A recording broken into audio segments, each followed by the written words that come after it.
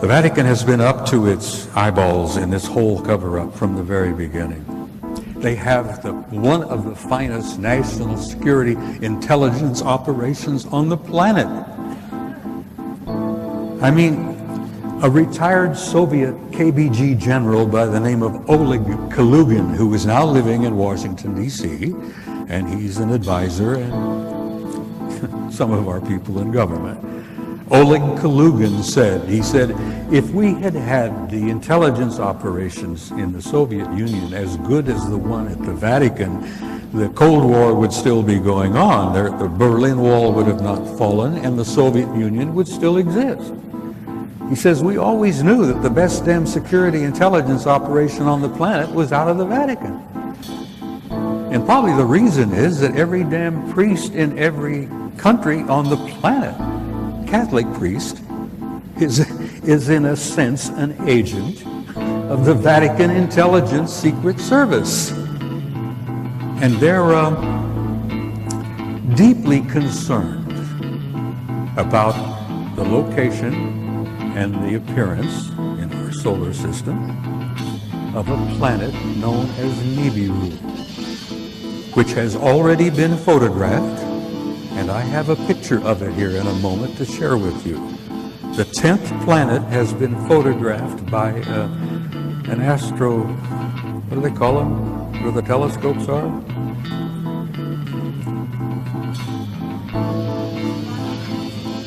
Well, anyhow, they've taken pictures of the damn thing in southern Chile because it has appeared below the ecliptic in the southern hemisphere. It's already been photographed by at least 3 cameras and telescopes. It's one of the biggest secrets in our government today. The reality and the presence of the 10th planet. Our government has known about it since 1980. Anyhow, it's real, it's there, and we're going to see it up here. I've been involved in this whole thing for 40 years, and I've been deeply involved in it for the last 20. And let me tell you, take it for what it's worth, in my view, there ain't going to be no disclosure. Not like they expect. They expect the government to someday have a news conference and stand up and say, hey, we got a little surprise for you. Guess what? We've been keeping it from you. We're sorry about that, but it was for your own good, you know. You guys weren't ready for this. You probably couldn't handle it. So, but now we're going to tell you, oh yes, aliens are here. They've been here for quite a while. They're all over the place. Well, they are indeed all over the damn place. But you're not going to get a government disclosure because that's not how government works. First of all, they're a bunch of nitwits in some cases. They're not capable of giving you a disclosure and doing it in a sensible, thoughtful, caring way. For a lot of reasons. One of the reasons is that they don't want to admit to you they've been lying to you for over 60 years. And then the other thing is that they are really a little bit uncertain and frightened themselves because the true scope of their awareness and what they know still has them in a state of shock. An event took place in California in 1954 at an Air Force base known as Muroc. This event had been planned and orchestrated by sensitive military, primarily naval individuals.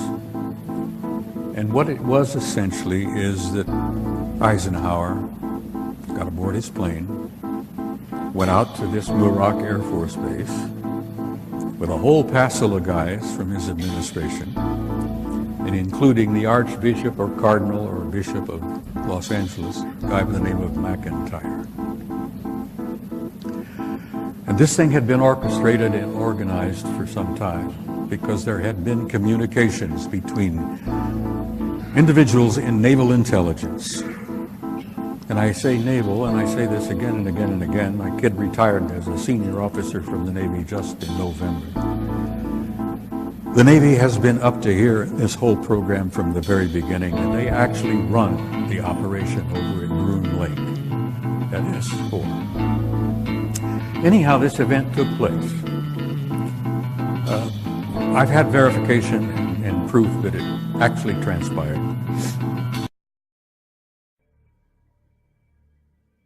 A UFO in China's skies forced Zhoushan Airport to stop operations on July 7th. Outbound flights were grounded after the unidentified flying object was detected by a flight crew.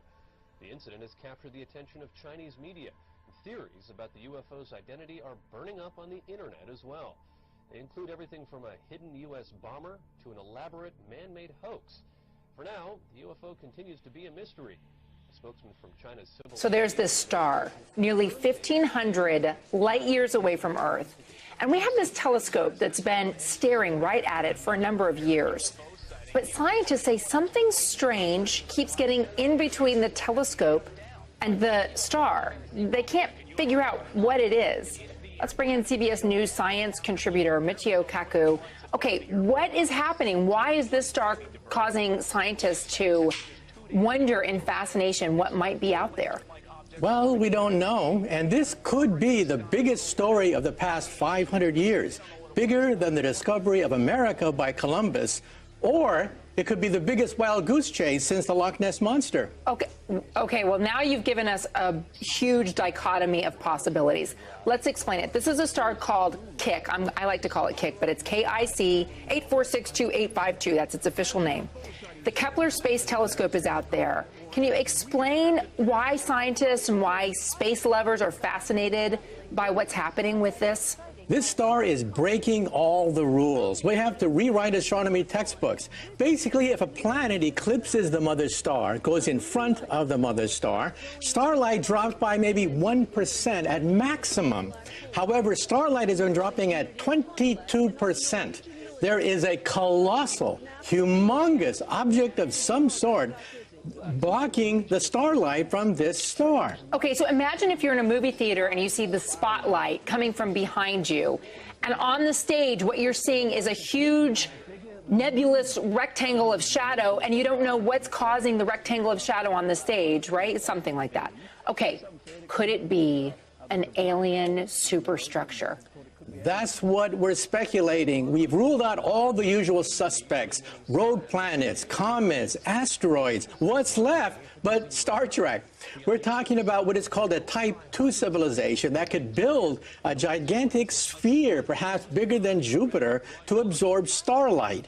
And this, of course, is right out of science fiction, but here we are staring at it, and we have no logical explanation other than to assume that perhaps, just perhaps, it's made by a civilization a few thousand years more advanced than ours, like the Federation of Planets. Wait, does that put us back in like Cro-Magnon status? Well, compared to them, yes. We are what is called a Type 0 civilization. We get our energy from oil and coal. Type 1 would be like Buck Rogers, planetary civilization. This civilization is stellar. They can manipulate the energy of a star if it pans out. Okay, so I'm left baffled because they also spotted this star in 2009. This is October 2015. Why are we just talking about it now?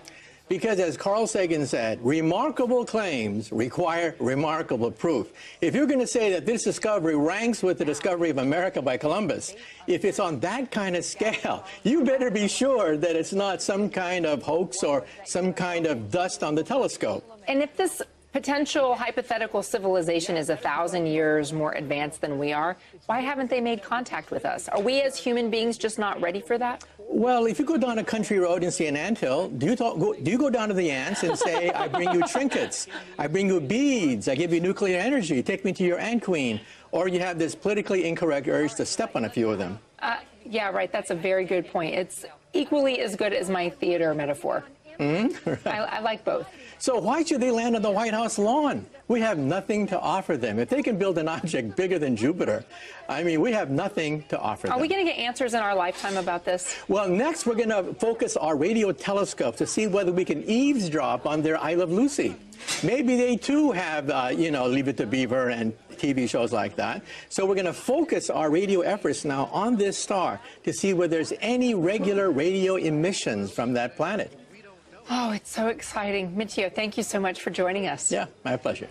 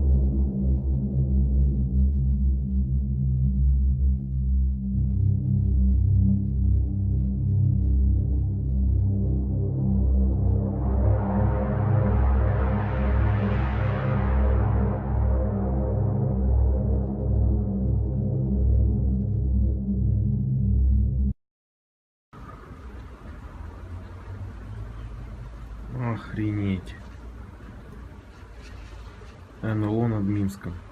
Дожили. Спасибо, батька. Что это за херня, а? Пиздец.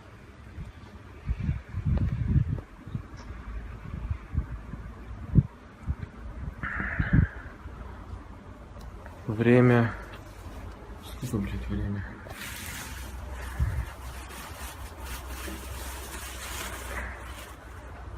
21:37. И вот такая вот хуйня.